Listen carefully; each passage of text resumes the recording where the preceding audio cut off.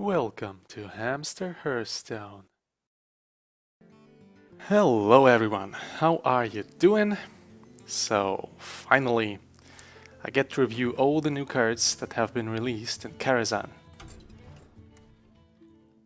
I know I'm a bit late, and the expansion has been out for a week or two completely already. But better late than never, right? Okay, so let's start with the class cards. First of all, we have Druid. And Druid gets a few new beasts. For instance, this thing right here is definitely better than a zombie chow. Because, okay, it has one less health, but it's a beast, alright? So there is definitely a push to make beasts more competitive in this expansion, which is also seen in this Menagerie Warden card, which is just awesome. If you have a beast deck as a druid, this is an auto-include, and I think this card alone is powerful enough to actually make it work, kind of. And of course, this one will be useful to curve out, to actually get to 6 mana decently with a decent state on the board, so that this thing is actually useful. The third card is kind of whatever. Restore 6 health, summon a random 6 cost minion. It's kind of a niche card, I don't know. I can't see it being played in Constructed at least. Okay, going on to Hunter. So Hunter also got two somewhat decent cards right here. The cat trick is kind of like a bear trap, but it works with spells. And the panther that gets summoned has stealth, which is really awesome. So since people have been playing the bear trap somewhat, can imagine that the cat trick will also make it to ladder. I don't think it's gonna be too great, but yeah, it probably will get played somewhat. On the other hand, this kindly grandmother, it's like the best card. It's even better than the Nextramus spiders. It's like the same mana cost, same attack, the health doesn't even matter, because when it dies, it doesn't spawn 2/1/1s, but actually a 3/2. So it's like 4/3 worth of stats and distributed throughout 2 minions, so it survives a board clear, let's say. This is just awesome. I mean, it's also a beast, and I'm pretty sure the Big Bad Wolf will be a beast as well when it spawns. So, yeah, the value here is off the charts, and this definitely is gonna make some face Hunter decks. The Cloaked Huntress, on the other hand, is kind of meh. And so you might think, okay, well, your secrets cost 0, so you get to dump all your secrets on the field whenever you play this card.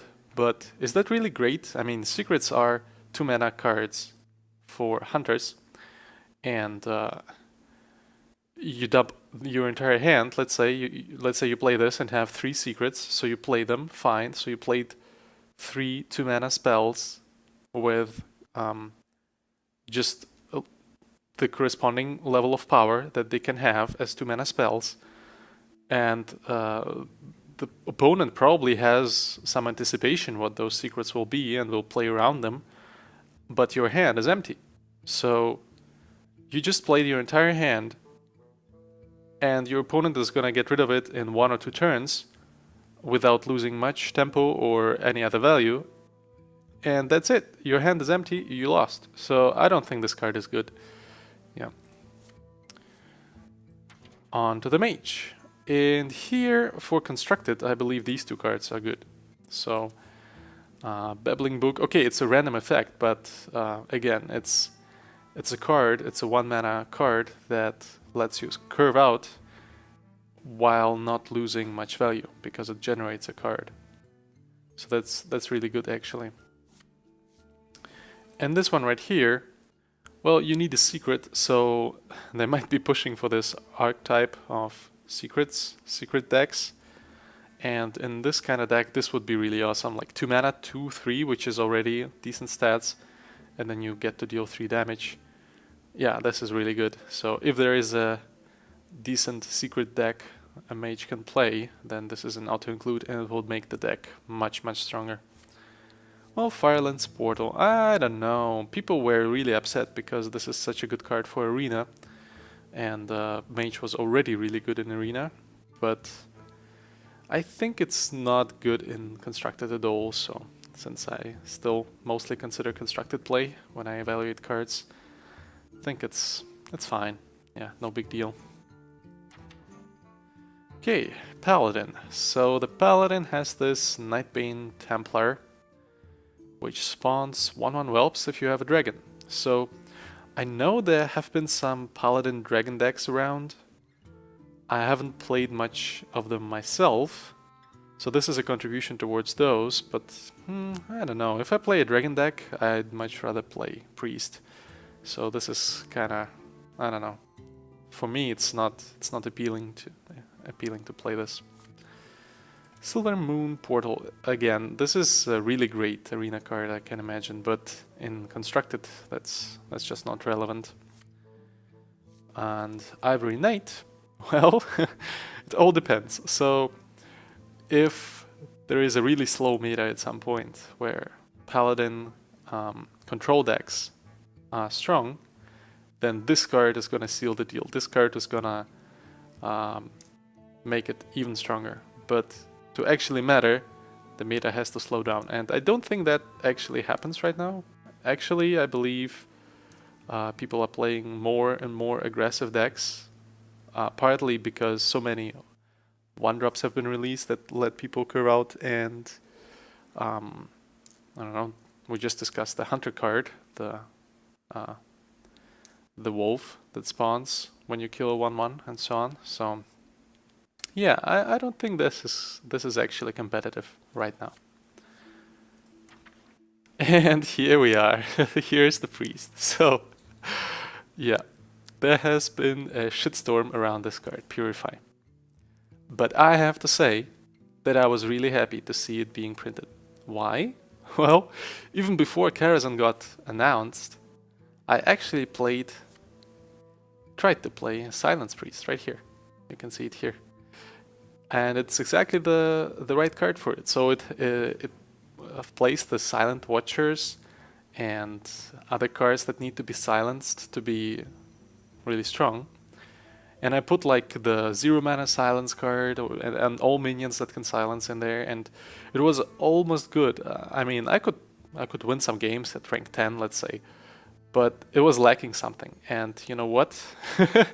It was lacking Purify. Exactly. Yeah. So I'm definitely looking forward to adding Purify to this deck and see how it goes. Also, Priest of the Feast is a really great card because it heals you. So what you can do is you can run a deck that has really heavy hitters, like really large mana cost minions, and that includes Priest of the Feast and a bunch of 1 or 2 mana spells that get rid of early game minions. So just having this card and the early game spells to deal with opponents' early game minions will let you, or hopefully will let you survive the early game, and then when you play your heavy hitter minions at the end, you'll win. So this also goes well with the second card, the second minion here, which is Onyx Bishop, which summons a friendly minion that died this game. So if you play only heavy minions on your side of the board will die, and so whenever you play this card, it's gonna be insane value. And there is also a spell from previous expansions that's called Resurrect, I believe, that does exactly the same thing for 2 mana. So yeah, one could try to build a deck around this. I might actually try to combine the two concepts of playing heavy hitters that actually need to be silenced, and then play these two and the Resurrect to get them back when they die. So that's like a concept that I will try. Okay, so let's go on. Next in line we have Rogue. Again, we have a very nice 1-mana card that lets you curve out and prevents you from losing value because it generates a random card. Okay, it's a random card, but still, it's value, so it's fine. The Deadly Fork, yeah, I don't know. I think it's too slow. It's like, if it was a 2-mana card, it would have been awesome. But as a 3-drop, it's kind of slow for constructed play, at least. In Arena, I can imagine it's really good. And finally, the Ethereal Peddler for the Rogue. It's a gimmick card, seriously. So I know it's 5 mana, 5/6, which is premium stats. For 5 mana, it's already really strong. But then it also has this really weird effect that reduces the mana cost of cards from other classes in your hand. You can try to build a deck around it, and I'm sure it's going to be fun to play. But I'm also sure it's not going to be competitive because it's really random. So you can't choose which cards you get, and even reducing the cost. Like if you get 3 Shatters, which is a mage card that just freezes a minion, or kills a frozen minion actually. Yeah, the only thing that it does is kill a frozen minion, so it's utterly useless in most situations. And so if you get a bunch of cards like these, it's useless. And so, yeah, I think it lacks consistency. Alright, here is the Shaman. Spirit Claws. It encourages spell damage decks. Yeah, I can see this card actually being useful. If you can actually add enough spell damage cards to your deck without reducing its strength. But even as a one attack weapon, it's already strong enough to deal with like early drops of some aggressive decks. So this definitely helps the Shaman. I'm not sure if it will actually be competitive after some testing, but it has a chance to be competitive, I think. Maelstrom Portal. This is power creep. You know, there is a card, a mage card, that does exactly the same without spawning the minion. Well, you could say that the mage card is actually a common and this is a rare, so this kind of accounts for the extra effect. But yeah, I don't know. I guess it goes together with this card as well here. Both of them benefit from spell damage, so it kind of encourages people to try spell damage decks as a Shaman.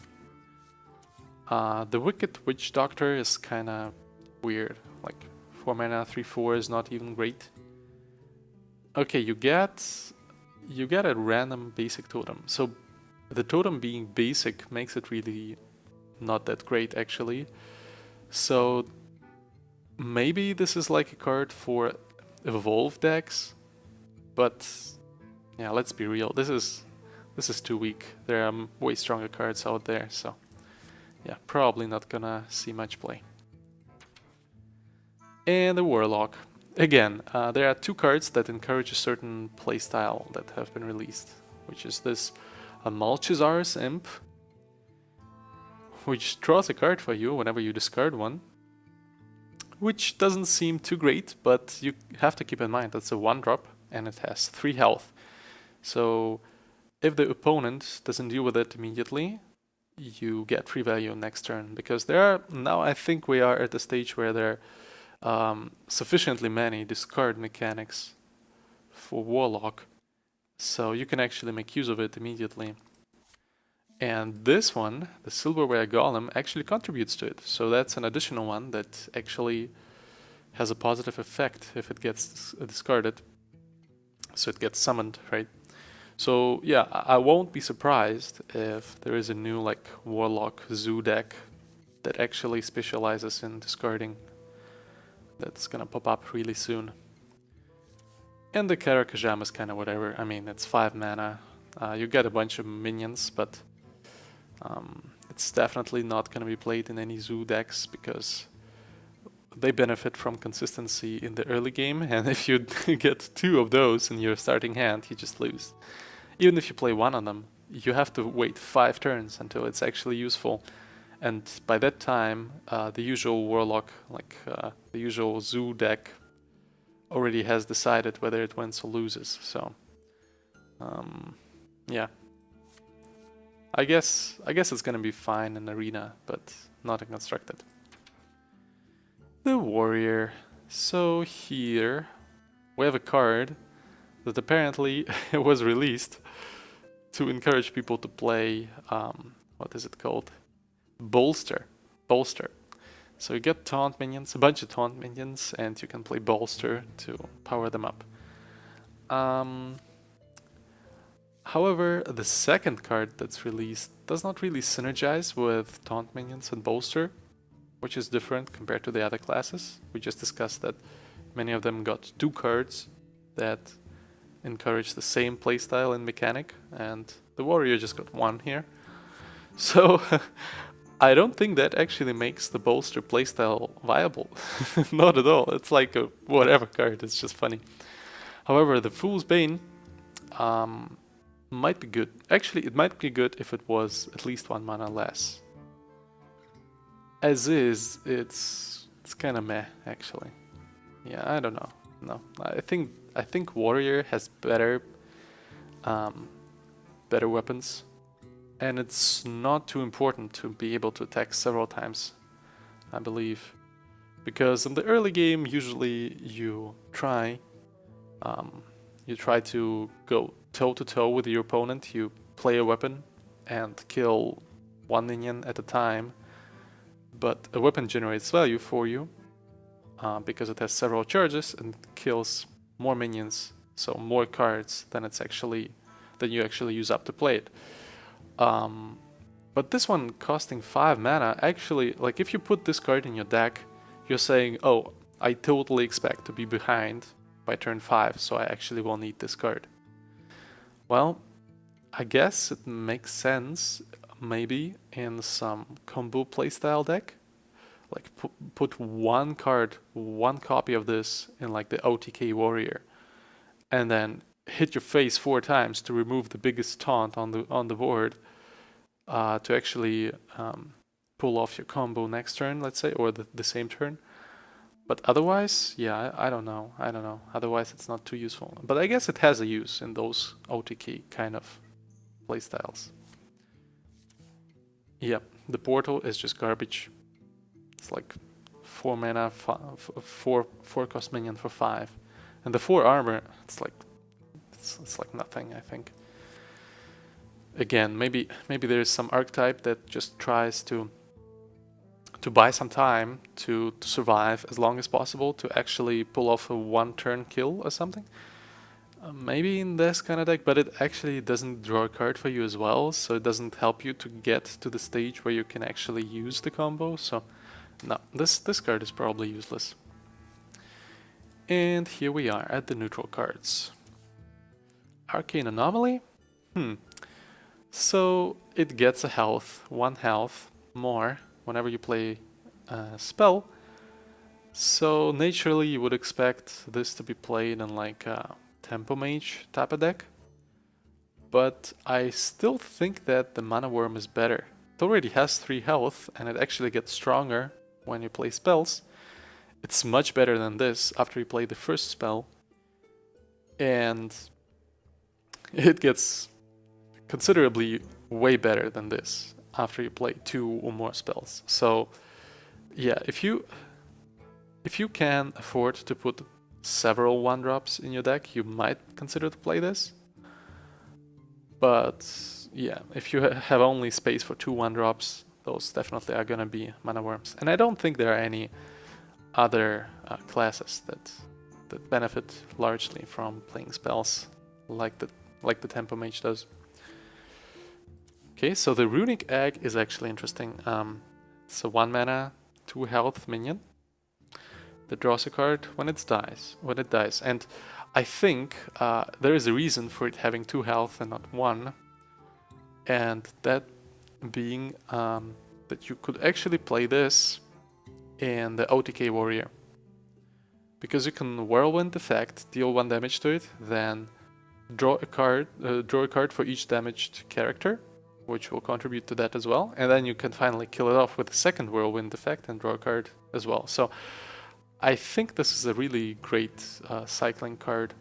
However, it might have a drawback because it has 0 attack, so you cannot deliberately kill it off if you don't have a Whirlwind effect, which might actually be bad. So yeah, there are some pro and cons to playing this in the OTK Warrior, and I guess people just have to try it and see. Okay, so there are again some Dragon Synergy cards that we can see here. I believe this card is almost playable. So again, it's a 2-drop that generates value for you because you discover a new card, but it has only one attack. You could say, okay, well, the Zoo lock only has mostly one health minions, so it's fine. You kind of get to deal with those while you accumulate more mana crystals. But still, I think it would be absolutely great if it had 2 attack. But I guess that's wishful thinking. That would be too good. So, yeah, I believe it's worth it to try and make it work, to just see if it works actually. But my hopes are not too high. Okay, so 2 mana, 3/2 taunt. Whatever, yeah. Morose is a legendary, and I don't think it's a really good one. It's way too slow. I mean, there are much better ways to generate 1/1s, spending 3 mana. And usually the board, like the state of the board gets reset every like 2-3 turns by a whirlwind effect and constructed, let's say, or something like that.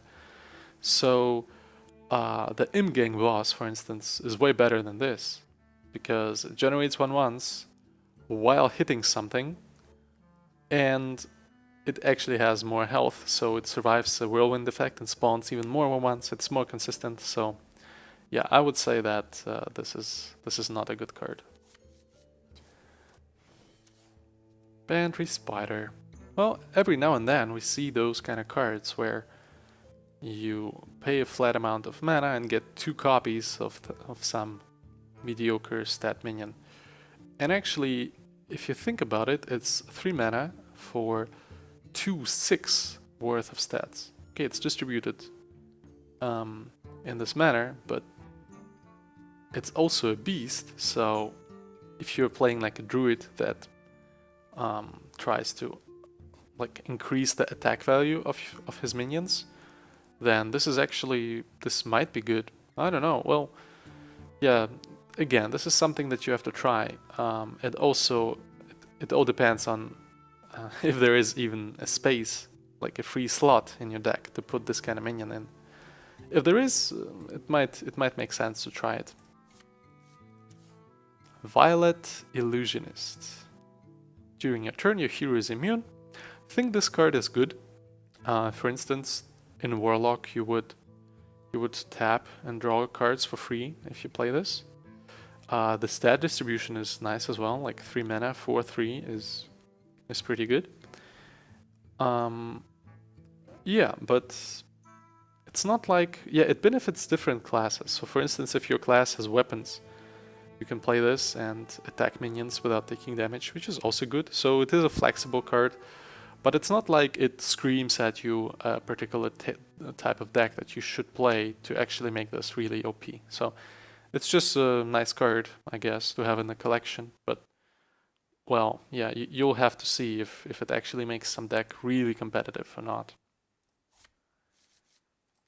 The Zubot. This is funny. So it gives a random friendly beast, dragon, and murloc +1/+1. I guess you could try to play this in a paladin zoo deck. So you just put a bunch of charging murlocs, some dragons, and some beasts. Like you will probably have the doggy in such type of deck. And then if you play the Zubot, it actually benefits from it. So yeah, I can see some paladin deck being competitive with it. Hopefully not though, because it's like, I mean, we don't need more zoo decks. We need more control decks, right? Right, so this one is kind of odd. So 4 mana, 3/2 is really bad, but it spawns on 0/5 taunt. And I'm not sure if that's actually good enough. Maybe they tried to push some warrior decks with it that play bolster, but not really. I mean, this guy itself doesn't have taunt, which has benefits and drawbacks. Well, I don't know. Yeah, it's kind of weird. I guess we'll have to see some more cards of this style to actually discover what they're good for. Barnes, yeah. So Barnes is really great, and I will definitely run Barnes in the Silence Priest. Just because if you silence a minion, if you have to silence a minion, you don't care if it's 1-1 or 7-7 before you silence it. You just silence it and you get all the benefits. So this is a really great card in this kind of deck. Avian Watcher. 5 mana, 3/6. Okay, it would be playable if it was 4 mana. For 5 mana, I think it's too slow. Yeah, even though it gets taunt, it's gonna be like 4/7 taunt. But at turn 5, if you drop down this taunt, you use up your entire turn to do that, and the Warlock you play against just power overwhelms a single minion, gets rid of this, plays a bunch of more stuff, and runs you over. So yeah, I don't know. No, this is way too slow. I guess you'll have to play more taunts that you played before that and kind of try to stay toe to toe. And actually, yeah, it's a secret synergy. So if you play like Mage with a new 2-drop that deals 3 damage if you have a secret, well, you need the secret before that. So you'll have to play a decent amount of secrets as well. Yeah, I guess it's something fun you can try, and who knows, maybe it even turns out competitive, but I doubt it. Okay, and there is another one of those oddball cards. Give a random friendly beast, dragon, and murloc +2/+2.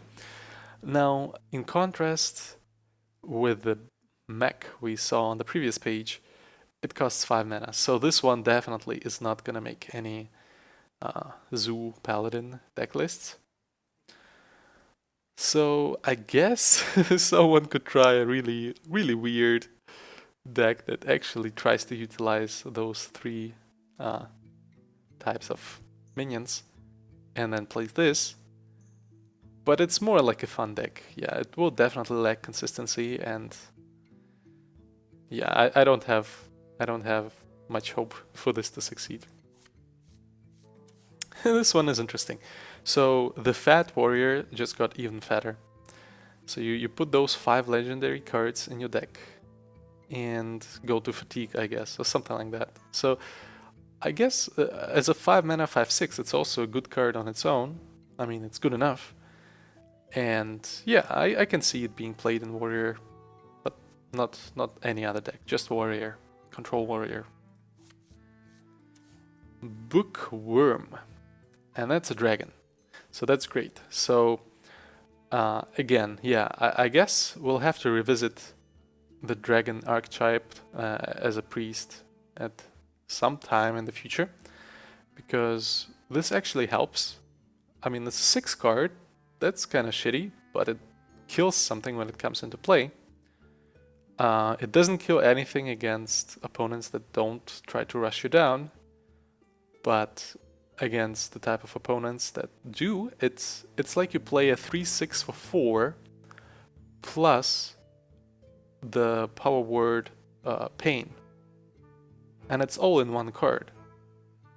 So you have to wait to turn 6 to actually utilize it, but it's still increased value, I think, because it is contained in one single card, and it's a dragon. So yeah, I'll have to try the dragon deck as well.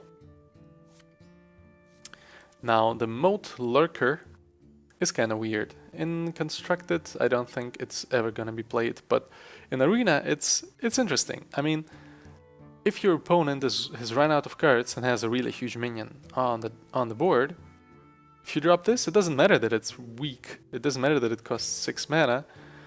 It just kills the minion, and it's not guaranteed that your opponent will be able to deal 3 damage next turn to actually get the minion back. So it's a conditional removal, but it's good enough. So, and it's also nice to see that it's a neutral card, so every class can have it. So this will considerably increase the chances of winning for classes like priests, let's say. I believe. I don't know. Yeah, we'll have to see. The Curator again. So the Curator, it kind of just follows the theme, the menagerie theme from the adventure. It has an effect that affects beasts, dragons, and murlocs.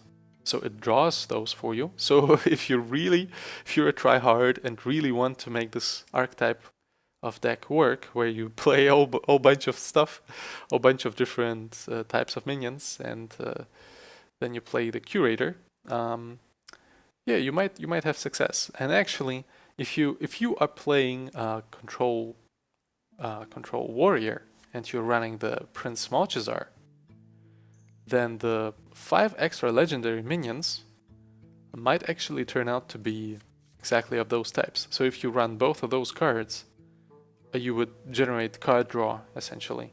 You would just drop this, it's a taunt, so that's good enough, kind of. And it has a chance to draw extra legendary minions from your deck.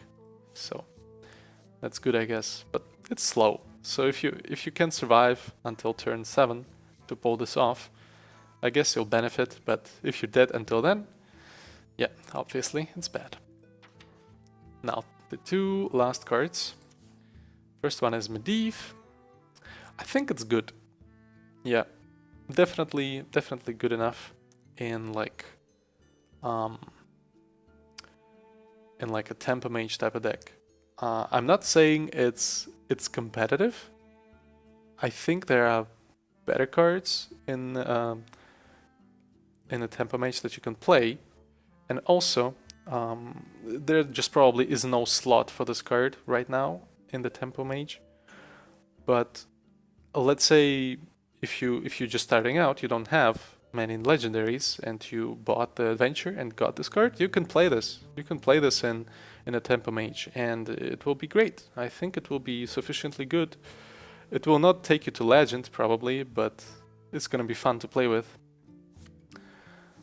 And finally, the Arcane Giant. So this is a really good card, but it all depends. So the first thing that you want to do when you see this card is put 2 copies in a tempo mage and benefit, basically. But you have to consider, well, what if you get both of them in the early game? It's like 2 dead cards until they become playable. So then you think, okay, let's play only 1 copy of it. So if you play only 1 copy of it, it's less consistent, and okay, it's a good minion, but the benefits are reduced as well, right? So I think it's really balanced. It's not OP unless of course you try to run like a 1-turn kill deck with some chargers and some faceless manipulators as a warrior and something like that. So when you do that, it actually becomes OP, but you have to make it work. And I don't think, yeah, you still have to kind of account for all the opponent classes that you have to face with this. And right now, I just think that the Worgen, the double attack Worgen, just deals more damage. So why would you run this instead of the Worgen deck? Yeah, so as I said, I think it's balanced and it's a good card. It might be competitive in Constructed, but it has to be worked out. It has to be like tested heavily to actually make it work competitively. Okay, so this was it for the review of all the cards in the new expansion. Let me think if you agree with my opinions, or if you think that I missed some card that's actually really great, but I thought it wasn't. And yeah, I will immediately try to improve the Silence Priest and play some games with it on ladder and see how it performs. So you will be able to see that in the next few days on this channel. Alright, so see you guys then. Until next time. Bye! Thanks for watching. Please rate, comment and subscribe, and never forget, you are awesome.